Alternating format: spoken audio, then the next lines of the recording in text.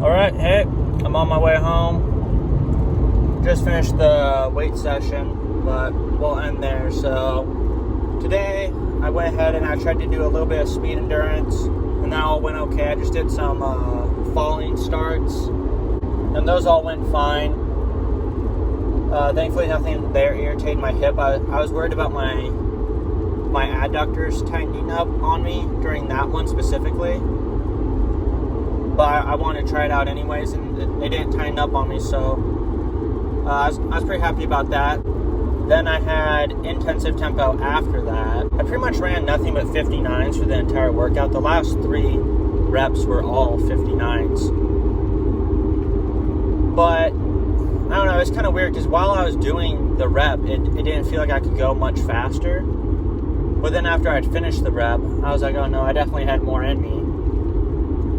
And the times were a little slower than the last time I did this workout, but I think that's because I've been overworking my glutes and hamstrings, and I think they're just a little fatigued today. You know, I think a major change I need to make when I do the 300s.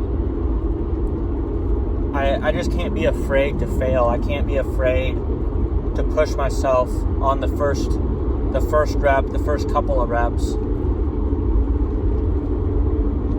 And, you know, I just can't be afraid for that second, third rep to be a little slower than the first or the second one, I think. I don't know. And that's how I feel about it. I know Angela tells me that we're looking for consistency, but I feel like I hold myself back when I try to be consistent. You know, like I hit 59s on all of them today, and I was super consistent today. But after I finished, I was like, man, you know, I think I could have gone a little harder on that workout. I don't know if I'm beating myself up too hard, because again, I'm still getting used to doing that type of work again. You know, I haven't felt lactate in my legs for literally years. Might not be going to U of O this year. You know, we're at the end of March now, coming up on the beginning of April, and you know, the first meet I wanted to go to is at the end of April, so we're looking at 3 weeks, and I'm not even close to getting into the blocks. And I don't want to rush through my program, that's all. You know, I don't want to rush into blocks and make things worse for myself. And at the end of the day, I'm still dealing with severely tight muscles.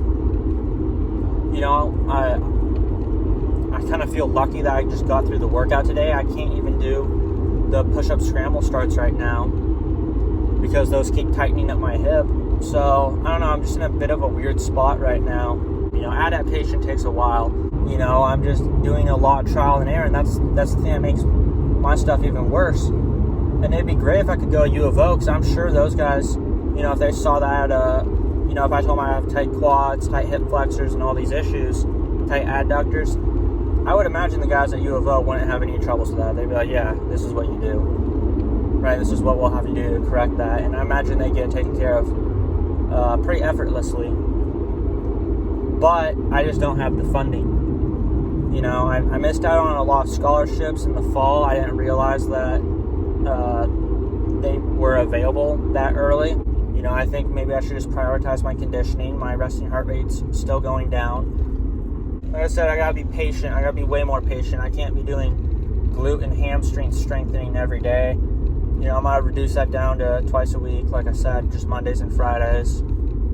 And, you know, now that I found the squat machine, we'll see how that, you know, plays out for me. And we'll see what happens. But, you know, on a lighter note, I did some benching today, and that went really well, actually. I felt pretty snappy.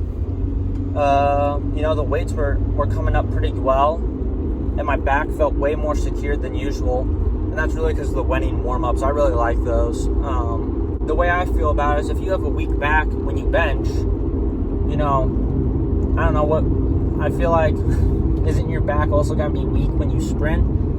And it's the same thing with squatting and deadlifting. You know, if you have weak glutes and weak hamstrings in the squat and deadlift, what makes you think they're strong when you sprint, right?